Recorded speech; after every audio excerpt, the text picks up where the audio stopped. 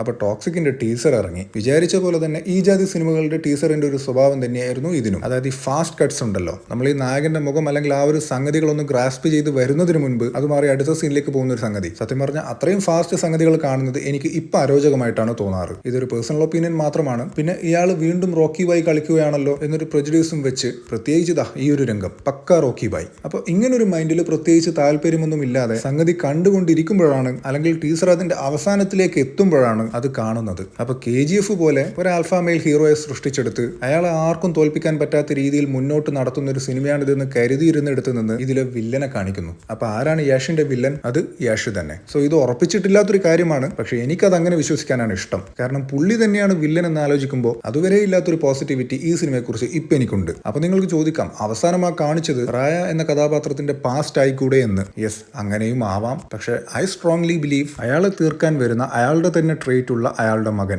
അങ്ങനെ ആവണമായിരുന്നു കാര്യങ്ങൾ. അങ്ങനെയാണെങ്കിൽ ഇതൊരു ബ്ലാസ്റ്റ് ആയിരിക്കും.